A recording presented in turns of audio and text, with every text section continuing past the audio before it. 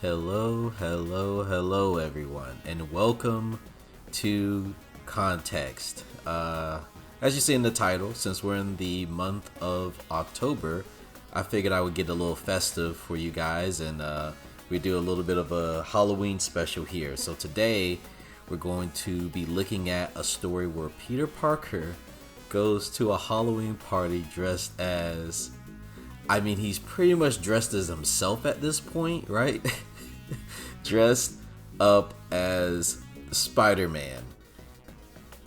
Maybe he should have picked a pirate. Maybe that would have been better.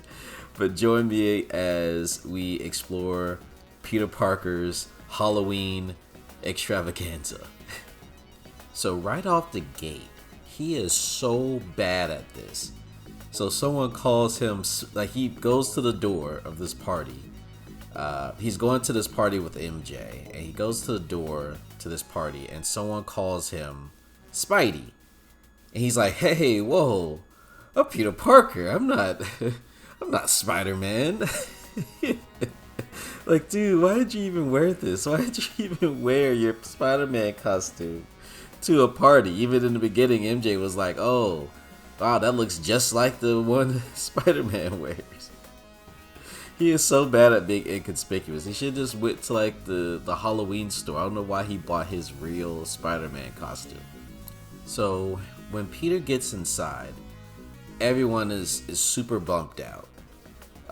And it turns out the reason everyone are so sad or upset is because every time the host Jimmy, I'm assuming he's the host, but the host Jimmy sets out Halloween treats for everyone, the treats mysteriously disappear. There also seems to be some kind of like strange smoke coming from a jack-o'-lantern in the room. So there's that as well. So, but looking at this, you're probably thinking, okay, well, who would do such a thing? Who would steal, candy from a Halloween party? What devious person would do something like that? And isn't it obvious who the culprit is? I mean, it's only one answer: the Green Goblin. The Green Goblin is literally like sneaking treats and stealing treats from these, college students, high schoolers. I don't know what age Peter Parker is in this, but maybe he's college, stealing treats from Halloween treats from college kids. Yeah. Way to go, Green Goblin.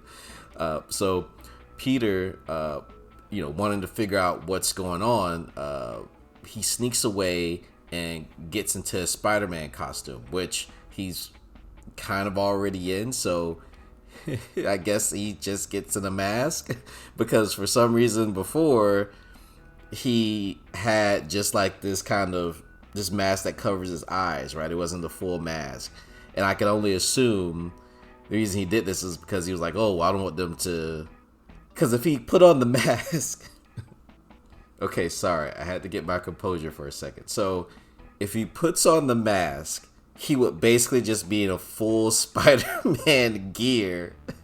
So he just wore this like little mask, so I guess to kind of fool people. And then when he goes to fight, goes to find out who is what's going on, he puts on his actual Spider-Man mask. I guess that would be too convincing to have his full costume on. So apparently every time they put out the treats, they put the treats next to a conveniently opened window. And that's pretty much where Green Goblin is reaching inside and grabbing the treats from. Thankfully, Spider-Man, he shows up to stop him just as he's about to grab more candy. And after being caught, Green Goblin quickly tries to escape on his glider, but Spider-Man is quick enough to actually fire his webs off and webs up the glider so that it crashes. So Spider-Man, he goes back to the party and he figures out that the jack-o'-lantern is the thing that's emitting the weird fumes and that's causing everyone to be tired and not able to, really focus. And that's why, they didn't notice a green man reaching into the window conveniently and stealing treats. So let's pause here for a second. Credit where credit's due. Most of these stories I read, like from the electric company, are kind of dumb and don't make any sense. But this kind of makes sense.